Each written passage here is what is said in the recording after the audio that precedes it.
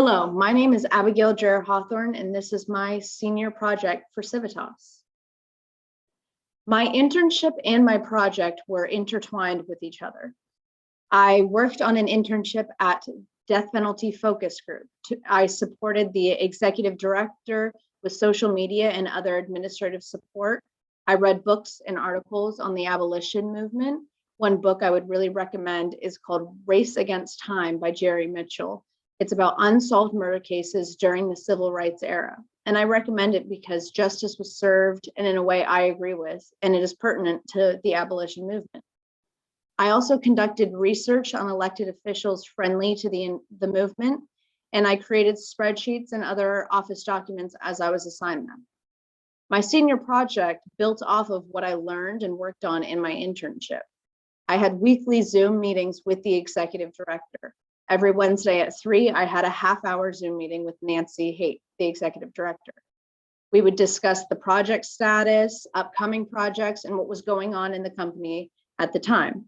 We would also discuss the abolition movement and the current events relating to the death penalty, like at the end of the Trump administration when they accelerated their timetable for executions. A little more about Death Penalty Focus. If we take a look at their website,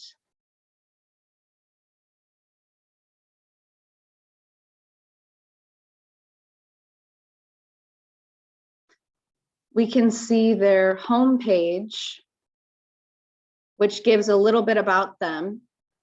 You have a donate tab and a little bit about their history, what they're doing right now, and what they hope to accomplish. And if we go and look at their board of directors, you see a long list of incredibly smart and educated people, and some famous people in here like Mike Farrell, who was at MASH.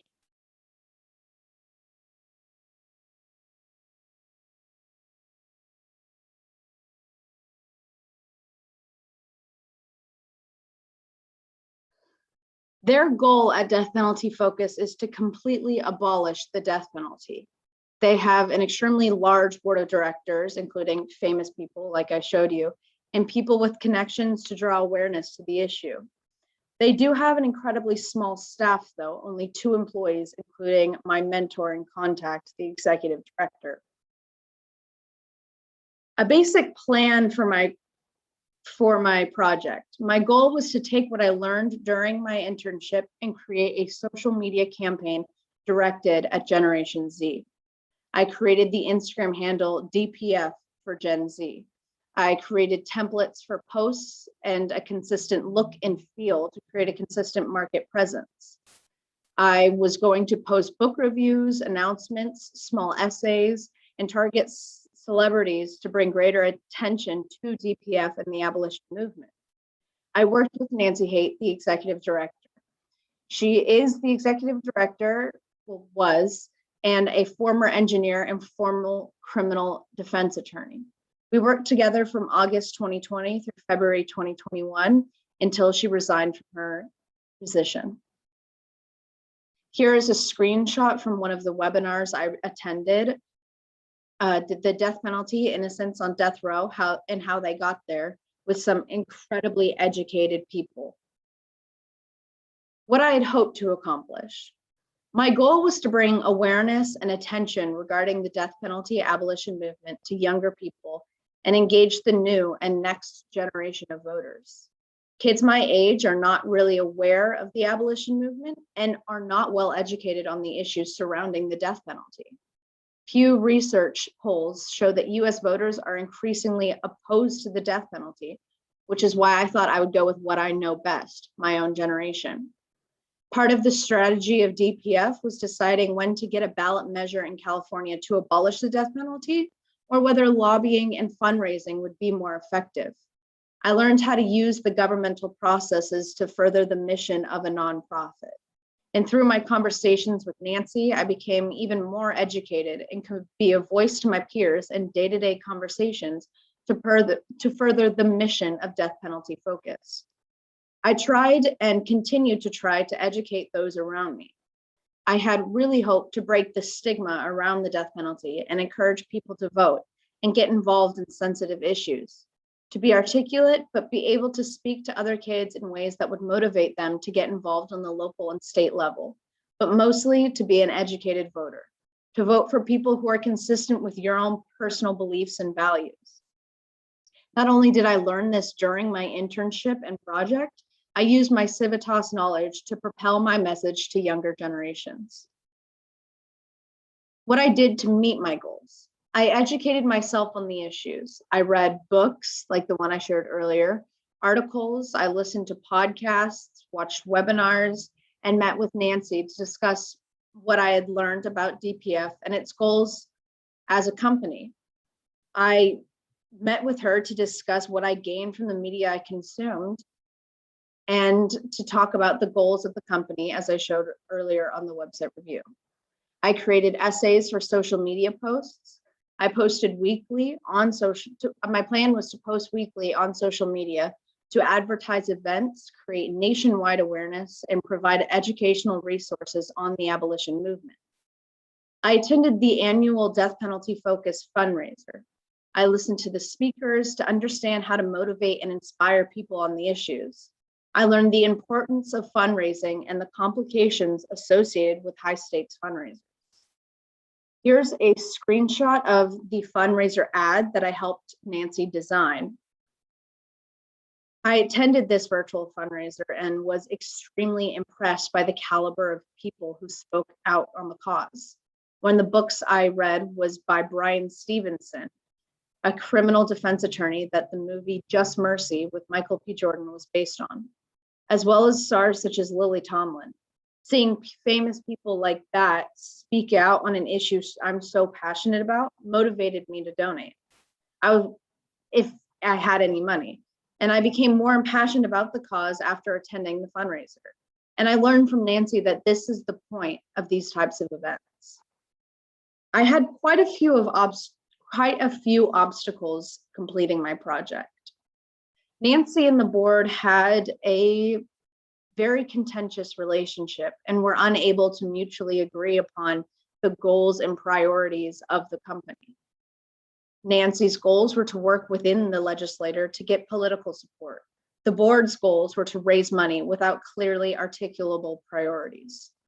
Nancy resigned in February 2021, just as she and I were readying to launch the social media campaign.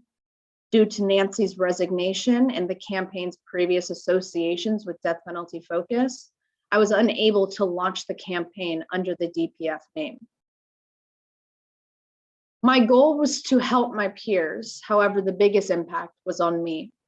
I learned the importance of getting involved in not-for-profit organizations that mirror my values.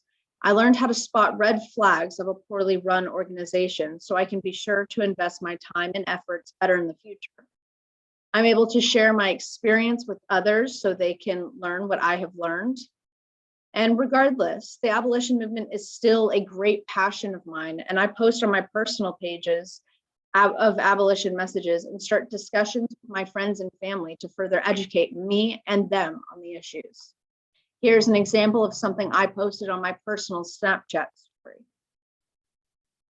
I can now spot the red flags for a poorly run organization. The poor board communication and the leadership communication, the lack of clearly stated goals or objectives in the company. I learned how to communicate with highly trained and educated professionals. I learned how important it is to be patient with trying to accomplish big goals that involved numerous stakeholders. My short-term goal was to raise awareness, with the long-term goal, obviously, to be abolition. I learned that it takes a long time to effectuate change, and the abolition movement doesn't even agree on how to make that change happen, which makes it even harder along the way. I was able to communicate my creative ideas and turn those ideas into something concrete because of my knowledge from Civitas. My project idea was incredibly well received by Nancy. I did post abolition posts on my personal stories and pages, but my peers responded extremely negatively to the abolition movement. When I would discuss the movement as a whole, my peers would question why I would even bring it up. Here are two more examples of something I personally posted. And something I posted this past week that I did not have time to add to the slideshow, but as recently as this past week, it was discovered that a man who was executed in Arkansas in 2017 was wrongly executed. New DNA testing on the murder weapon not previously tested showed that the weapon belonged to a different man. The government shouldn't be executing people if the system doesn't even work. My project did not succeed, but I'm still extremely passionate about the movement and will find new ways to be a part of it every day. And I will always have a mentor and friend in Nancy Haight. The Civitas program taught me the importance of civic involvement. Civitas taught me about how the government works and sometimes doesn't work.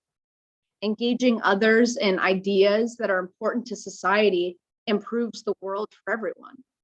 My internship and project gave me real life experiencing and seeing how the legislature, lobbying, fundraising, and civic engagement can further an issue important to me. Learning more about the inequities of the criminal justice system encouraged me to stay involved, stay educated, and speak out. Something I learned was important in Civitas. This project and my Civitas experience will help me continue to grow as I go off into college and out into the world to follow my passion and make a difference. Thank you very much.